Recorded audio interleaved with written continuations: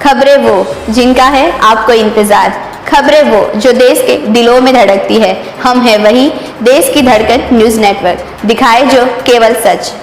Khandwa coloniser and developers association द्वारा आयोजित व्यापारी उद्योग संवाद सम्मेलन। व्यापारी उद्योग संवाद सम्मेलन में व्यापारियों ने खंडवा सहित आसपास के शहरों से होने वाले व्यवसाय का जिक्र किया।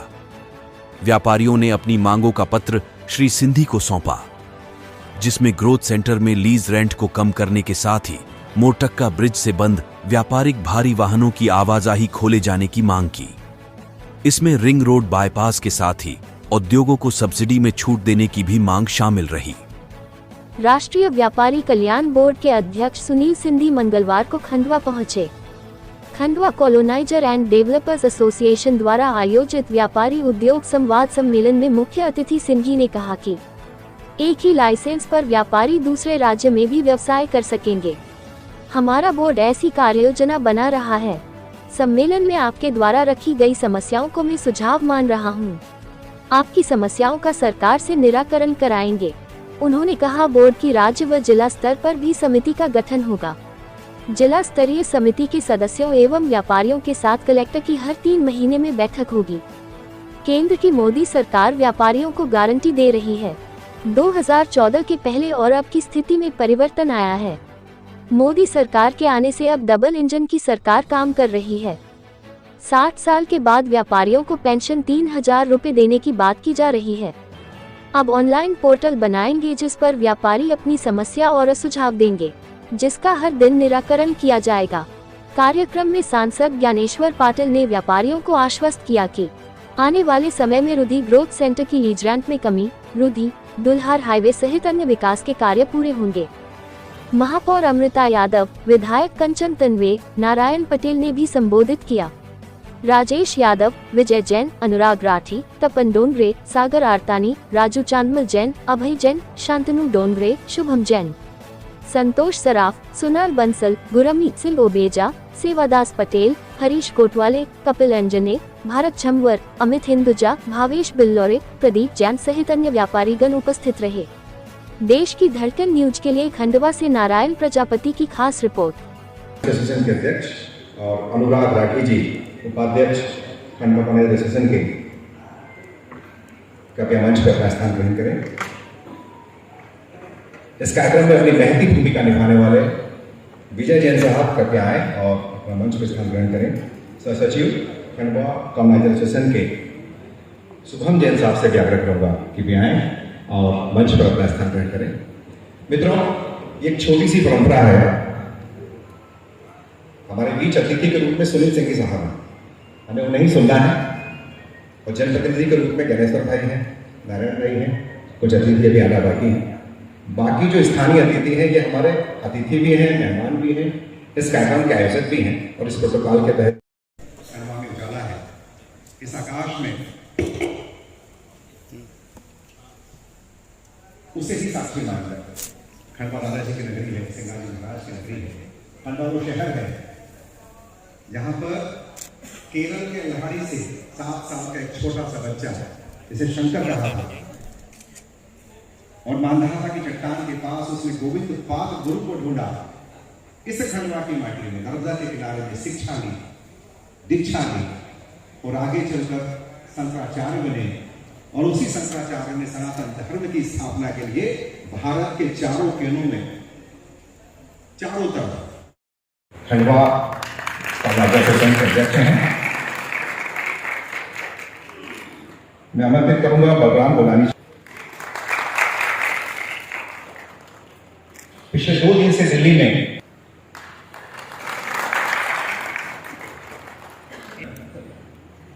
खंडवा के क्षेत्र में लगातार काम है, आपको समाज की बात की हिस्ट्री है, और अतिथि भगवान का दर्जा होते हैं। इस औरत के बेड़ा ही इसलिए अनुभवी। और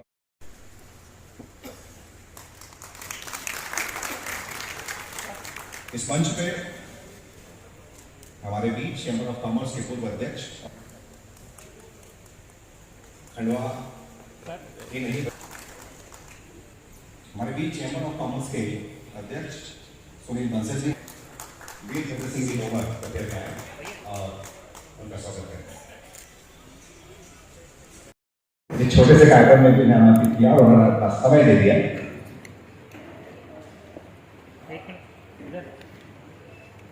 हमारे सभी अतिथियों से मैं आग्रह करूंगा कि अपनी बात की बता रखेंगे।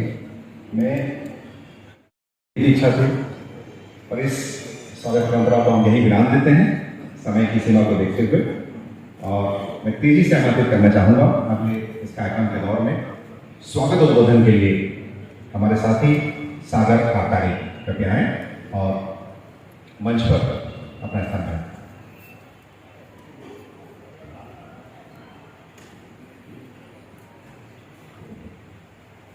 बोलिए भारत माता की, भारत माता की। कि किस बुलेट ट्रेन की गति से आप खंडवा में विकास के नए आयाम रचने चाह रहे हैं, ऐसे लोकप्रिय सांसद ज्ञानेश्वर पाटिल जी, चाची, मानदाता विधानसभा क्षेत्र के लोकप्रिय विधायक आदरणीय नारायण पटेल जी मंच पर उपस्थित हैं। खंडवा नगर निगम क्षेत्र के प्रथम नागरिक जिन्होंने वास्तव में बहुत ही कम, तो इस बात का विश्वास भी होना चाहिए कि मैंने इतनी बात कही भारत सरकार के मन में, राज्य सरकार के मन में, लेकिन इस बोर्ड की जो व्यवस्था है उस कथन में कह सकता हूं कि इस बोर्ड की वो ताकत है कि भारत सरकार की 9 मिनिस्ट्री, जिसके सीनियर जॉइंट सेक्रेटरी हमारे साथ बोर्ड मेंबर हैं, जैसा माननीय सदस्य ने अभी आपके बीच में कहा, चाहे वाणिज्य डिपार्टमेंट है, चाहे फाइनेंस डिपार्टमेंट है, चाहे रेवेन्यू डिपार्टमेंट है, चाहे लेबर डिपार्टमेंट है, चाहे एग्रीकल्चर डिपार्टमेंट है, चाहे एमएसएमई है, और लास्ट में नीति आयोग तक, चाहे आईटी है, ये सारे डिपार्टमेंट के, अब व्यापारी को इन डिपार्टमेंट के अलावा आप सीए महोदय यहाँ बैठे हैं, आपके चैम्बर के पूर्व और अभी के अध्यक्ष बैठे हैं, इसके अलावा तो अपने को और डिपार्टमेंट की आवश्यकता नहीं पड़ती ना। देखिए लॉ एंड ऑर्डर में तो आप चिंता मत करना, एक जमाने में लॉ एंड ऑर्डर के समय में जब त्योहार होते थे और उस समय बम धड़ाके इस देश में होते थे, लेकिन माननीय मोदी जी के नेतृत्व में सरकार बनने के बाद वो दिन अपने लिए भूतकाल हो गए और आज हमारे को किसी भी प्रकार से, लेकिन वो बम धड़ाके में सबसे बड़ा नुकसान होता था वो व्यापारियों का होता था। लेकिन आज सुख शांति और समृद्धि के साथ जिस प्रकार से देश आगे बढ़ रहा है, तो मैं कह रहा हूं कि ये 9 डिपार्टमेंट के जॉइंट सेक्रेटरी, जिस डिपार्टमेंट की हम लोगों को, जैसे आपने कहा कि हमारे यहाँ पर बाजार की व्यवस्था में सुविधा होनी चाहिए, पार्किंग की व्यवस्था में सुविधा होनी चाहिए।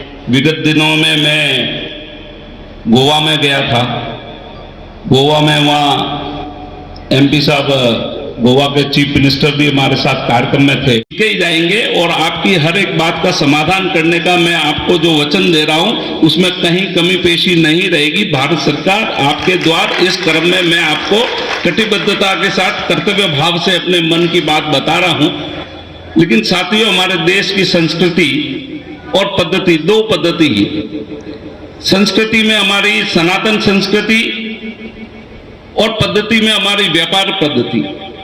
एक जमाने में हम सोने की चिड़िया कहे जाते थे, सोने की चिड़िया थे इस कारण से हम इतने सामर्थ्यवान थे, इसलिए इस दुनिया से जिस प्रकार से हम लोगों को लूटने के लिए आए राज करके, और हम एक जमाने में 16वीं सदी में हम 25% की जीडीपी पे थे, घटकर हमारी क्या हालत हो गई थी।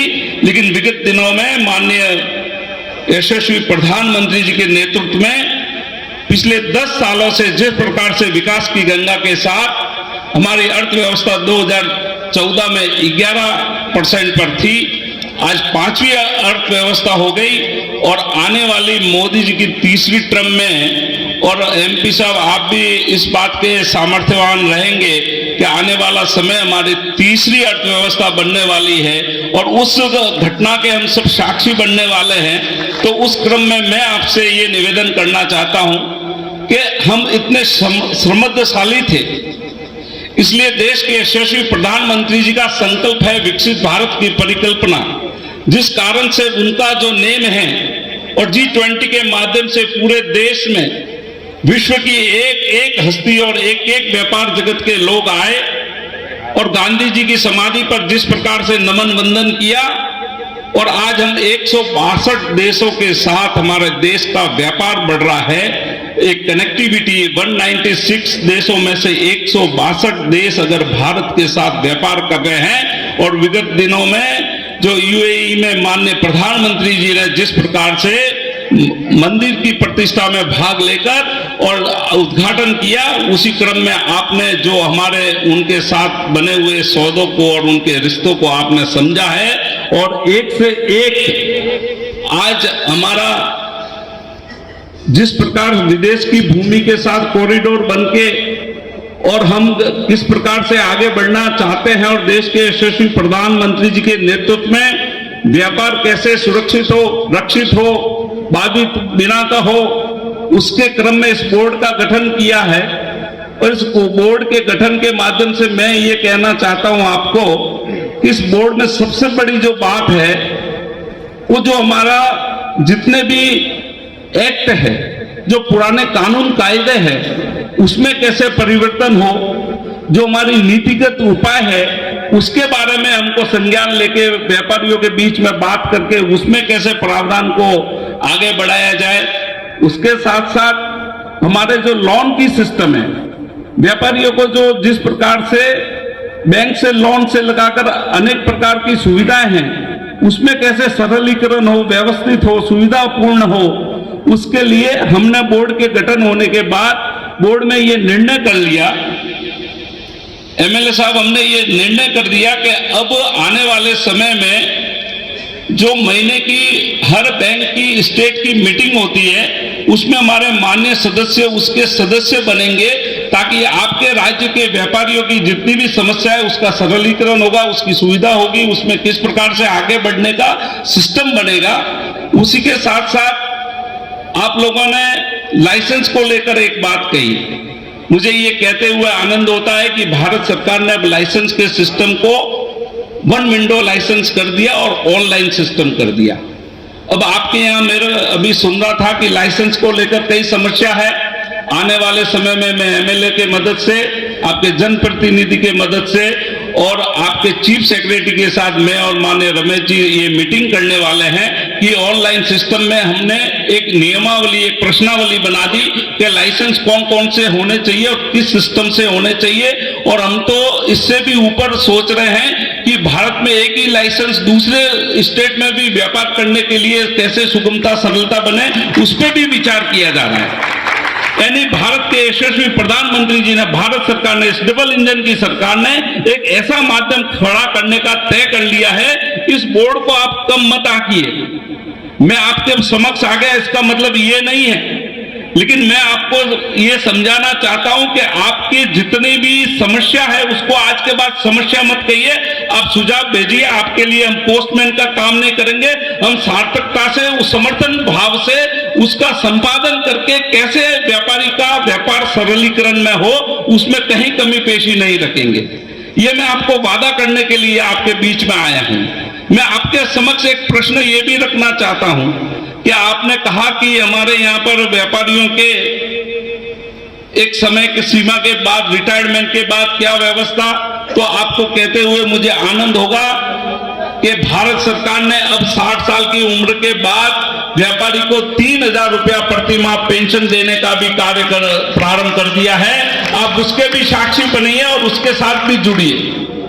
उसी क्रम में मैं आपको कहना चाहता हूं कि हमारी बोर्ड के माध्यम से, भारत सरकार के माध्यम से, मंत्रालय के माध्यम से हमने इसकी एक नई पॉलिसी, जिसका ड्राफ्ट हमने भारत सरकार के साथ इस प्रकार का संवाद के रूप में हम आगे बढ़ रहे हैं कि आने वाले समय में हमारी छोटी छोटी जो परेशानियां हैं, छोटे छोटे जो कानून हैं, आप और हम जानते हैं कि माननीय यशस्वी प्रधानमंत्री मोदी जी के आने के बाद देश के उन सारे पुराने कानूनों में कितने फेरबदल और कितने कानूनों को समाप्त किया। और इस बोर्ड के माध्यम से मैं आपको वादा करता हूं, आपको समर्थन भाव से कहता हूं कि आप इस बोर्ड का समर्थन करिए, इस बात को समझिए और आपके बीच में संवाद के माध्यम से कहता हूं कि आने वाले समय में व्यापारी के हर एक कानून की समीक्षा होगी और उस समीक्षा में जितने ऐसे कानून होंगे जिससे व्यापार में सरलीकरण होना चाहिए, जिसके कारण व्यापार में